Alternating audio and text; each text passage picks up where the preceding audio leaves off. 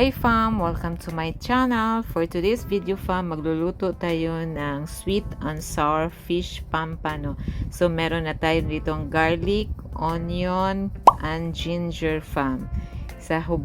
Gisahin na natin ang mga sangkap ng sweet and sour na fish pampano. First gawin natin is isaute natin yung garlic, onion, and ginger fam.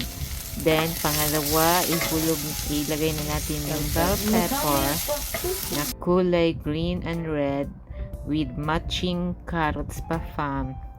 Isutay natin sila lahat. Ayan, fam. Hanggang sa medyo lumambot naman yun ang garlic ang carrots natin at saka bell pepper, fam.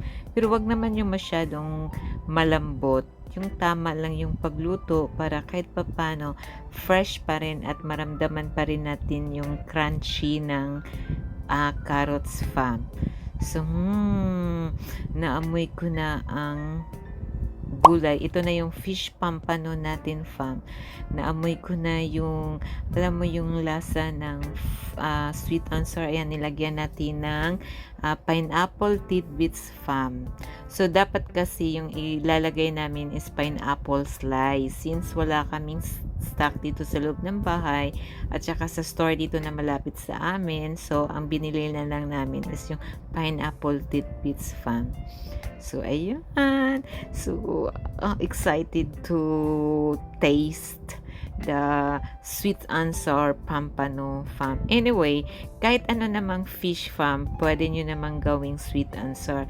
So, instead of, since naubusan kami ng cornstarch and all-purpose cream, fam, so, ang inilagay na lang namin dito is yung cassava starch. So, pwede din naman siya. Pero, wag naman masyado. So, pampasticky lang siya. Siguro, half ng tablespoon of cassava, i-mix mo siya sa water. Ayun. So, pampasticky lang siya konti sa sauce ng sweet and sour. Kasi, hindi rin naman siya masyadong maganda pag sobra na rin ka-sticky. So, yung katamtaman lang po ang ilagay nyo. So, ayun, tinikman na namin yung sweet and sour. Ayan na si Miss Pampano. So, ayan na, fam. Ready na yan siya. Hindi, ilagay na namin yung fish dyan para kahit papano ma-absorb na yung lasa ng sauce ng sweet and sour, fam. So, ayan, hintayin natin siya, fam. Lalapag na si Pampano. Ayan, pakuluin muna natin siya, fam, ng konti.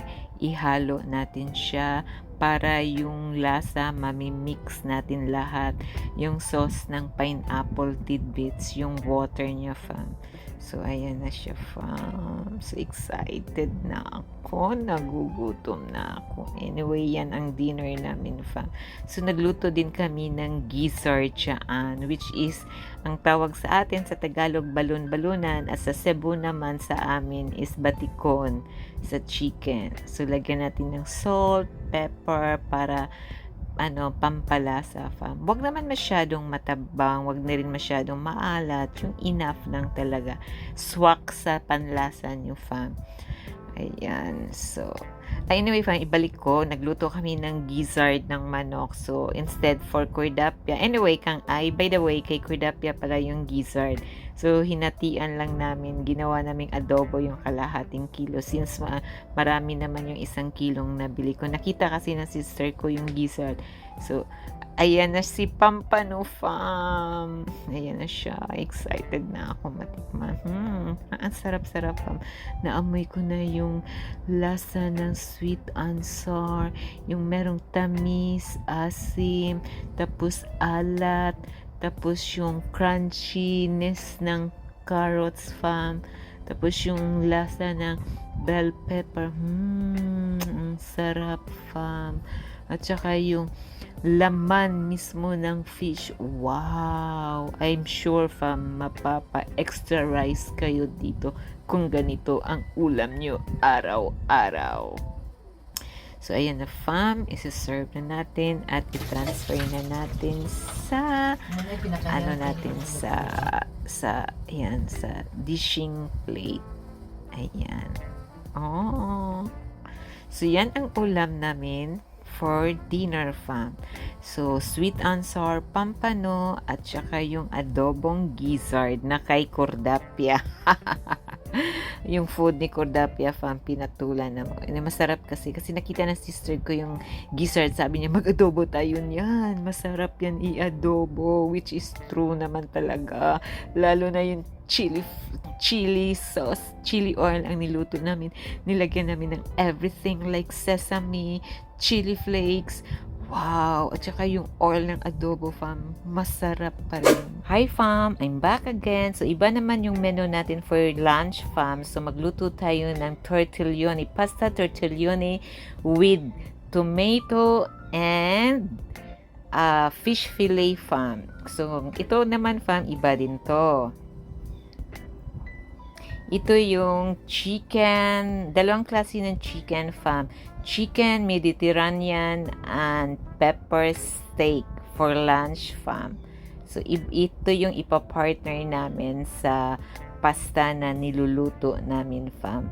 Yung pasta na niluluto namin, fam, pasta tortelloni with tomato, basil, and fish fillet. Ayan siya, fam. So, for lunch yan. So, and dito na yung mga ingredients natin. Fish fillet, all Italian seasoning, tomato fresh, and tomato can, tomato dice in can, garlic, onion, at saka dry na oregano, fam. So, ayan.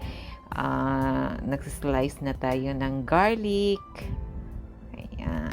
So, magpainit. Ayan na siya, fam. Nakagisa na ang kamatis, garlic, and onion, fam. So, nilagyan ng pepper and salt. Yan. Para pampalasa, fam. So, yan ang lunch natin for today. So, ayan, fam. Easy recipe, fam. So, hindi nyo na kailangan pang gumastos ng malaki para sumarap yung lulutuin nyo. Kung ano lang yung available nyo sa bahay, fam. Like, meron kayong kamatis, garlic, onion. Available yung diced tomato na nasa can. So, pwede nyo na siyang lutuin, fam. I'm sure meron naman dyan sa bahay nyo. So, ito simple recipe, fam, yet delicious and healthy. So, ayan, nilagyan na namin siya ng fish fillet. So, yung nasa can na fillet, fam. So, hindi ko lang pwedeng banggitin yung brand ng kasi baka, so, napaka-firm ng fillet na yan, fam. So, ayan. So, fish fillet. Ayan, may kamatis na siya, fam. So, dyan. Yan lang, simpleng recipe, fam. Pero, healthy and delicious. So, ayan, lagyan natin siya ng Italian seasoning para pampalasa at mabango yung lulutuin nyo, fam. So, ayan. Hindi kami nawawalan yan. Talagang every luto meron yan. Egg, kung ano-ano, basta meron yan. So, itry nyo rin to sa bahay, fam. Lang siya, what do you call this? Mura lang siya na recipe. Ayan, yan na si tortelloni, fam. Pasta tortelloni. So, ihalo lang siya. Actually, fam, paborito talaga namin yan sa bahay. Hindi kami masyadong mas spaghetti. At saka mas expensive ang recipe ng spaghetti compare dito. So, meron lang kayong mga half kilo of tomato. So, depende kung ilang grams ng pasta ang lulutuin nyo.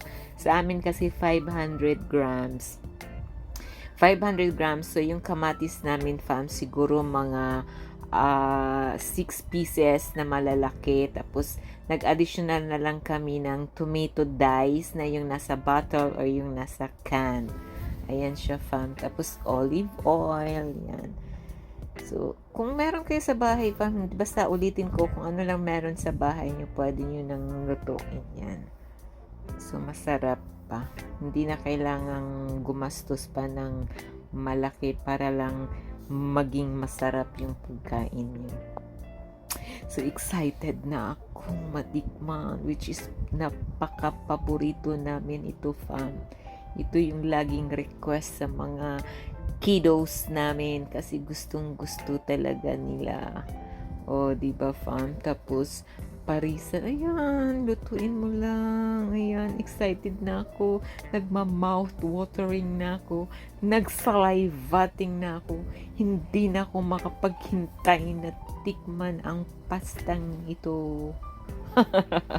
Pasensya na, fam. Medyo gutom lang ako ngayon. So, excited lang talaga ako, fam. Every time na magluto kami sa bahay, fam, lagi akong excited. Lagi akong excited na matikman kung yung mga luto namin.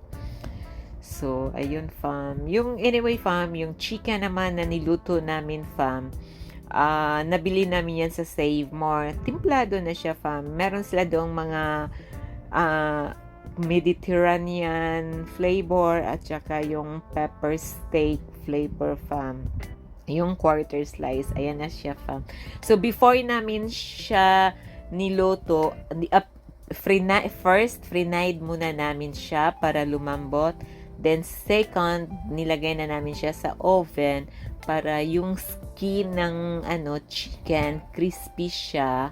Tapos, matanggal yung medyo, di ba, ma-bloody yung leg part ng chicken. So, medyo para matanggal yung bloody sa chicken. So, nilagay namin siya, niluto namin siya sa oven, fam. So, yun na yung pinaka-final na luto namin. So, ayan, quarter siya, fam. Masarap. Ramdam ko na ang kasarapan ng chicken. Wow!